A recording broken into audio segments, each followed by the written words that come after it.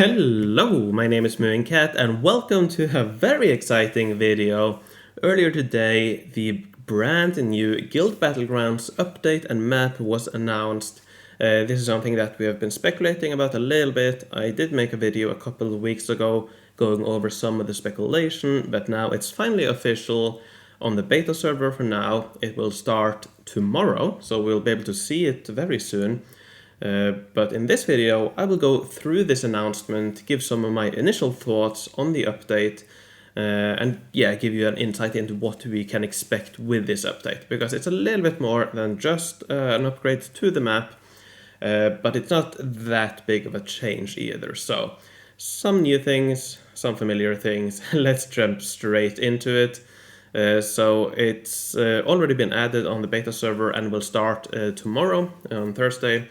The battlegrounds are staggered, so beta starts 1 week after or before the live servers, but yeah, anyways, it'll probably take a couple of weeks, I imagine, or perhaps even months until that is out on the live servers.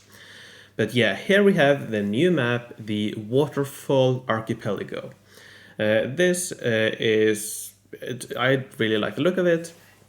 Here you can see it with all the sectors taken, so you can get an idea of how it looks. But what is most interesting about this is the new layout. In the previous map, most sectors were covered by 4 other sectors. But in this map, because it has an hexagonal shape with where each sector has 6 neighbors, makes it a really interesting change and should bring some new strategies to the game, because it means that you have first of all, you have more neighbors, which means that more guilds have the possibility to challenge over one individual sector. So this should make for some really exciting stuff, I think. At least initially, I imagine after a couple of runs, people will probably figure out what the best strategies are, at least in the top leagues.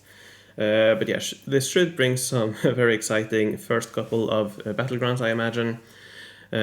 The outer edge here, all of those sectors have 3 neighbors, but all the other sectors all have 6 unique neighbors or sectors, and that's very interesting. Now, one thing people were wondering about during the speculation on the server was what would happen with space carrier with siege camps, same initials, and I'll get back to this a little bit. But here in this screenshot here, which is another new feature that I'll go over in a moment, here you can see how many building slots each of these sectors have, and here you can see that there are still plenty with 2 and 3, so it doesn't seem like they've changed this much, if at all. And that will mean that there are more siege camp or more slots surrounding each sector, so it should be easier to get 4 or more siege camps on a sector. So take this sector here, for example. Here we have 2 slots, 1, 2, 2, 2, 1. In total, that's 10 slots around it. So plenty of slots around the sector should make it a lot easier to fight with siege camps, but let me get back to that a little bit later.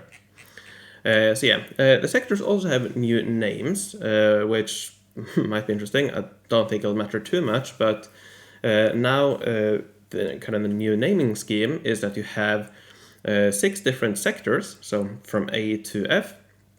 Then you have the rings. This is familiar from before. So we have ring number 2 here, then ring number 3, 4, and 5. And then the letter after that indicates where on that ring it'll be. So here, this has been updated. So here, instead of having various different letters, you have A for the first sector, and then B for the second, and C for the third, and D for the fourth. So here you can see that all of these each ring has an A sector, here A and B, A, B, and C, A, B, C, and D. So that'll be interesting. I don't think it'll mean too much, but it has a new naming scheme. And one thing that will matter a lot, or one thing that a lot of people have been interested in, is what will these new buildings give. And first of all, as I said in my speculation video, I really like the look of these. I think all of these look really cool. and yeah, in general, they're really cool. The size, they are 4 by 3, so same footprint or same number of tiles as the old wonder statue, but yeah, oriented the other way around. Now, what do these give? Well, the buildings have already been added to the game, so we can get the information we need. So the first one, the Elephant's Royal here, it gives 6 forge points. It gives 70 goods to the guild treasury. It gives up to 724 crowns, which is the same as the the statue, so same number of crowns it seems. And it gives 10% attack boost for attacking army. As you can see, at the moment at least, all of these give attack boost for your attacking army. The Citadel, this building here, the Elephant Citadel, this one gives the most. And it's probably the one I like the look of the most, so that's nice. This one gives 12% attack boost for your attacking army, which is 1 attack per tile. It's 12 tiles big, so it's not amazing, but it's nice. It's quite nice. And because it also gives quite nice things to the guild, it's a really good building. Now, plenty of people that really focus on attack, they still have plenty of statues. So yeah, because this is a good guild building, people will want to get it. But now, if you're an attacker, you also get a very decent attack boost. Again, not amazing, but 1 attack per tile is definitely acceptable. And you also get 3 forge points, so that's also nice. But again, nothing crazy. But yeah, overall, these stats here are very acceptable. Again, this is early on beta, so these might change. They might perhaps remove or alter the boosts on these two. That's kind of how it sounded in the description, but for now, all of these have attack boosts, so that's interesting.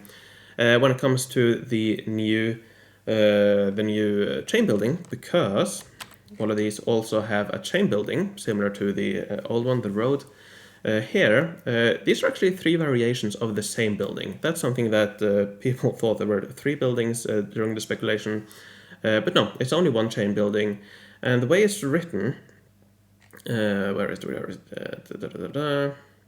you can construct 1 of 3 possible appearances. So it seems like you can choose it. So it's not like some decorations or diplomacy building that have slight variations, or plenty of buildings have that. They have slight variations, and when you load, you get 1 of those variations, and that'll change all the time. It seems like this is a fixed variation, so you can, when you build it, you can choose 1 of the 3 variations, but it's the same building. It gives the same number of, it gives the same stats. What it gives happiness. It gives 5% defense boost for your attacking army. So again, not that great. That's the same as the road, I think. So yeah, that's not great. It's below 1 attack per tile. But yeah, it is still some attack, and especially for newer cities, it might be good. Although you might not be able to get too many of these on a new world early on. And that's another thing that I should mention. I'll mention it in a moment. So yeah, you also get 1 forge point from it, so that's not too bad. Okay, where is it? There is, I think it's up here somewhere. Yeah, from November 3rd, so this is on beta, but when it comes to the live servers, the maps will be alternating. So that's one very interesting thing. It's not replacing the old map. It will be in a rotation. So one season you get the old map, the next one you get the new map, then the old map again, the new map, and so on. So they're alternating. It's not a complete change.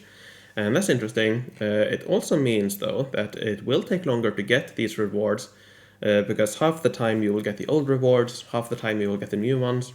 So that's interesting, but still, it should be interesting. And I do think I like it. And I imagine they will probably continue with this. So in the future, you might have 3 or 4 different maps rotating between these. And that's interesting. I think I like it. Although, yeah, again, it does mean that it will take longer to get these rewards, which might be a shame. Anyways, let's go over some of the other updates, some more quality of life updates and stuff like that. So first of all, you have a new display of your guild performance over the previous seasons or in Guild Battlegrounds in general. So here, similar to what you have in or with the Guild Expedition, where you can see how many times you have placed one first, second, or third. Here you can see how many times you're placed in each of these leagues, and that's very interesting. Might give some additional incentive to perform well. That you might incentivize your guild to perform well, so they don't drop down. So that this will only display diamond, for example. So I imagine the very top guilds will be very active. They never want to drop down. They want to preserve that pristine record of only having been placed in diamond. So I imagine this will be very interesting for at least the very top of the guilds. Probably not that important for more relaxed guilds, more chill guilds, but definitely interesting in the top how much this will impact things. And I do think it will. I do think people will be fighting to stay in Diamond League, so that's interesting. So yeah, another interesting thing that I already showed a little bit is that when you toggle this new button here or press D on the keypad, you will display the name of the sectors, but also number of slots in it, building slots. And this is actually already on live. So if I go to the live server and if I press D, you can already see this in-game. This was, I think, discovered a couple of days ago. Some guildmates told it to me. I was quite mind-blown, but yeah, this seemed to have leaked into the live servers perhaps before it was supposed to. But yeah, here you can see all the names, and here you can also see here how many building slots. So this one has 3 building slots, 3 building slots. So that's very cool, and this will probably also help with coordination. Let's say you want to attack B2S, where on earth is that? Well, you can toggle this, and here you can see, oh, B2S is here. Okay, that's not supposed to be attacked, but you get the idea. One thing though, as you can see, you don't see all these banners when this is toggled, which is a shame. I would have liked it to be both, but it is what it is. It's better than nothing, and at least if you're on a browser, you can simply press D. Simple enough to do. So yeah, but yeah, you can see you can't toggle it here yet on the live server, but it will. There will be a toggle here, so it will also be available on phone, I imagine. Anyways, let's continue. Another thing is that you can see, or there are 2 things.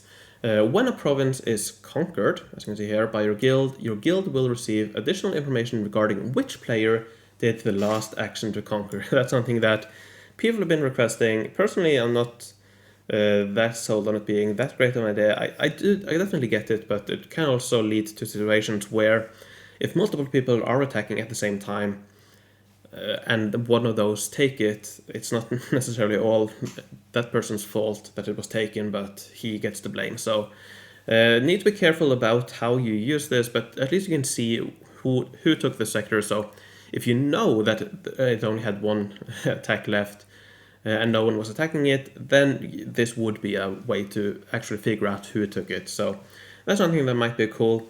Another thing, you can also see people in this intruder or intrusion log. You can see people who attack sectors that are marked as do not attack. So that's interesting. So you have some additional controls here to check that people are actually following your commands, and that's very, very nice.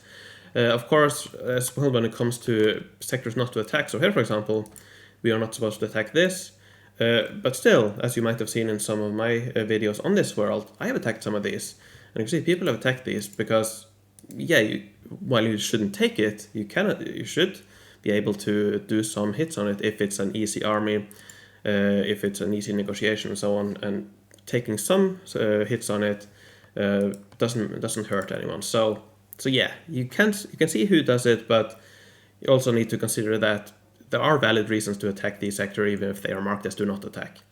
So yeah, something to consider. And that's about it for the changes. And again, in general, I'm quite excited for this. I think it'll be a really nice update. I should bring in some fresh, probably some fresh players will try this again. But yeah, will be a nice fresher breath of fresh air. There we go. I'll be really interested to see how this develops. People who know me know that I'm not that interested in Guild Battlegrounds in general, so I'm not sure I will play it too much more than I did already, which wasn't that much, but yeah, it should be interesting, and I wonder how long it'll take before people figure out the best way to trade for those who do that, or best way to to go about the new map, because it is new, new layout, which will be an interesting challenge. Alright, I think that's about it for this video, but before I end, I would like to thank my Patreons. I would like to thank Homestar, Merrick B, PQ the Goat, Arkler, Sabathiel, Hugo Kant von Count, Jan Fredriksen, Rocco, Henrik der Erklärbär, and Mattia. Thank you all very much for your support. If you want to support me, the link is in the description. Thank you very much for watching. Take care. And I will see you in a few hours if you're watching this when it goes live. I'm doing a live stream a little bit later today, just a quick aside.